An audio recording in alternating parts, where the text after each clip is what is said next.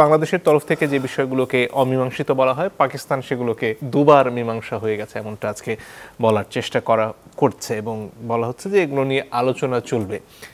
প্রশ্ন হচ্ছে এই বিষয়গুলো নিয়ে যে দু দফায় পাকিস্তানের তরফ থেকে মীমাংসার কথা বলা হয় সেগুলো আসলে কতটুকু মীমাংসা এবং সত্যিকার অর্থে মীমাংসা বলতে আমরা কি বুঝি? মীমাংসা বলতে আমরা যেটা বুঝি সহজ ভাষায় সেটা হচ্ছে এখানে যে মুক্তিযুদ্ধের সময়তে যে অপরাধগুলো সংগঠিত হয়েছিল, সেটা ওয়ার ক্রাইমস এগেনস্ট হিউম্যানিটি, এগুলোর সুরাহা হওয়া দরকার। তো কাজে ক্রাইম যখন হয়, ক্রাইম কিন্তু কখনো তামাদি হয় না, এটা 100 বছর পর আপনারা বিচার করতে পারবেন। তো কাজেই সেখানে অনেকগুলো দিক আছে। একটা হচ্ছে নৈতিক দিক, অপরাধ যারা করেছে তারা অপরাধটা স্বীকার করতে হবে, এটা নৈতিক বিষয়। এটা হিউম্যান সিভিলাইজেশন যদি ধরেন যখনই হয়েছে, মানুষ বিচার ব্যবস্থার অর্থটা কী বা উদ্দেশ্যটা কী, এটা আপনি বিচার বিভাগের মানুষ, আপনি আরও ভালো জানেন। একটা নৈতিক দিক আছে। কাজেই পাকিস্তান নৈতিক দিক থেকে এই দায়টা তাদের কাঁধে এখনও পর্যন্ত আছে। আরেকটা হচ্ছে আপনার লিগ্যাল সাইড, এই যে অপরাধগুলো হয়েছে সেগুলো তো নিষ্পত্তি দরকার, একটা ক্লোজার দরকার। সেটা আপনি আইনি প্রক্রিয়ার মধ্যে দিয়ে যান, রাজনৈতিক প্রক্রিয়ার মধ্যে যান, কোনো একটা প্রক্রিয়ার মধ্যে দিয়ে আপনাকে এটা শেষ করতে হবে। তারপর আছে মানুষের, এই দেশে মানুষ যারা ভুক্তভোগী ছিল তাদের দিক থেকে তাদেরও তো একটা প্রত্যাশা আছে, তো তারাও একটা নিষ্পত্তি চায়। তো কাজেই যে কথাগুলো বলছেন উনি, যে দুইবারের কথা বলছেন, 74-এর ট্রাইল্যাটারাল যে ডিক্লারেশন, ওখানে বলা আছে crimes that may have been committed, বলা নাই যে ক্রাইমসটা committed, crimes which may have been committed, অর্থাৎ যদি হয়ে থাকে, এখানে যদির কোনো ব্যাপার নাই, এটা আমরা চোখে দেখেছি, আমরা মাঠে ময়দানে চোখে দেখেছি। তো কাজে এখানে যদি দিয়ে আপনি এটাকে ব্যাখ্যা করতে পারবেন না, এবং তার অর্থ হচ্ছে আপনি এটাকে হালকা করতে চান, এটা হালকা করার কোনো সুযোগ নাই। তারপরে শেষে গিয়ে বাংলাদেশ লিডারের 11 নম্বর প্যারাগ্রাফে বলা আছে যে ঠিক আছে, একটা অপরাধ বা এইসব ধ্বংসযোগ্য হয়েছে, সেটা আমরা ভুলে যেতে পারি। এটা তো এখন ভুলে যাওয়া তো এটা একটা রাজনৈতিক স্টেটমেন্ট হতে পারে। আজকে যিনি পাকিস্তানের উপপ্রধানমন্ত্রী এবং পররাষ্ট্রমন্ত্রী যে কথাটা বললেন, এটা অনেকটা রাজনৈতিক বক্তব্যের মধ্যে শোনায়, কিন্তু রাজনীতির পাশাপাশি যেটা বললাম, মরাল এলিমেন্ট আছে, এখানে লিগ্যাল এলিমেন্ট আছে। এছাড়াও এই যে মানুষগুলোর যারা ক্ষতিগ্রস্ত তাদের কাছে আপনার কী বক্তব্য আছে মানবিক দিক থেকে। তো কাজেই এই যে কথাটা উনি যেবার বলেছেন, এটা কখনো উনি আবার আরেকটা কথা বলে, খোলা মনটা খুলে কথা বলার জন্য। তো মন তো খুলে, এই খোলার জন্যই তো আপনি যদি অপরাধ করে থাকেন আপনি স্বীকার করে নেন।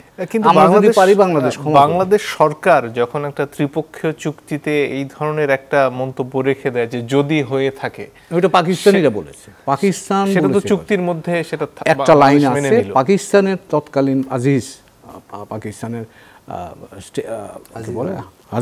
আজিজ আহমদ খান বোধহয়, হ্যাঁ, তো উনি ওইটা স্টেটমেন্টটা করেছিলেন। পাকিস্তানের দিক থেকে এটাকে মেয়ে বলে বলা হয়েছে, আমাদের দিক থেকেও মেয়ে নাই। চুক্তির মধ্যে তো এই কথাটা ট্রাইল্যাটারাল একটা স্টেটমেন্ট যেটা হয়েছিল সেই জায়গাতে বলা আছে কথাটা।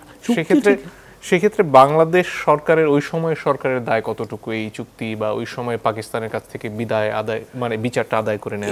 এখানে যেটা ছিল, ঘটনাটা যেটা ছিল যে বাংলাদেশের 24,000 লোক পাকিস্তানে আটকা পড়েছিল, কিছু সামরিক কিছু বেসামরিক লোক। পাকিস্তানে, ভারতে 93,000 পাকিস্তানি সৈন্যবন্দী ছিল, তার মধ্যে 195 জনের বিচার হওয়ার কথা ছিল, তারা দোষী হিসাবে চিহ্নিত হয়েছিল।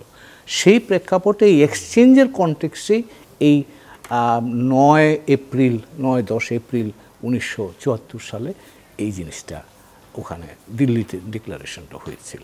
তো প্রেক্ষাপটটা একেবারেই ভিন্ন, যে তখন এটাকে মানবিক দিক থেকে দেখা হয়েছে যে পাকিস্তানে বাংলাদেশের আটকা পড়ে আছে, এখানে ভারতীয় সৈন্যরা পাকিস্তানি সৈন্যরা ভারতের হাতে আছে, এগুলোকে তখন এক্সচেঞ্জ করবার জন্য ট্রাইল্যাটারালি বাংলাদেশ, পাকিস্তান এবং ভারত মিলে। কিন্তু এই যে পাকিস্তানি সৈন্যদের যে ছেড়ে দেওয়া হলো পাকিস্তানি বিচারের জন্য, তারপরে যা হলো সেটার দায় কে নেবে আসলে? না, এটা তো ছেড়ে দেওয়া হয়েছে মানে ত্রিপক্ষীয়, কারণ আমার তো ওখানে লোক আছে, কাজে এক্সচেঞ্জ আমাকে তখন বাস্তবতা করতে হয়েছিল। সেই এক্সচেঞ্জ করতে গিয়েই বাংলাদেশ সরকার তখন তাদের উইজডম অনুযায়ী তারা মনে করেছে যে এটা করা দরকার, এবং সেই জন্যেই এই ট্রাইল্যাটারালি এটা হয়েছিল। আমি মনে করি সেই ক্ষেত্রে সেই বাস্তবতায় এটা হয়তো তারা প্রয়োজনীয় মনে করেছে। কিন্তু এরপরে যে এদের বিচার হলো না পাকিস্তানি সৈন্যদের, সেটার দায় কি পাকিস্তানের নয়? হ্যাঁ, পাকিস্তান তো, যদি পাকিস্তান নৈতিকভাবে এই দায়িত্বটা নিত, পাকিস্তানি যারা বিচার করতে পারবে, সেটা তারা করেনি। এবং সেটা করতে পারবে কিনা আমার সন্দেহ আছে, কারণ পাকিস্তানি কাঠামোর জন্যই তো সমস্যা, এই যে ওদের বিচারটা হয়নি। এবং তখন কিন্তু পাকিস্তানের লোকজন, বহু মানুষ আমার কাছে বলেছে যে এই ঘটনা যে ঘটেছে পাকিস্তানিরা জানতো না, ওখানে এই ন্যারেটিভই ওখানে ছিল না, ইট ওয়াজ এ ডিফারেন্ট ন্যারেটিভ।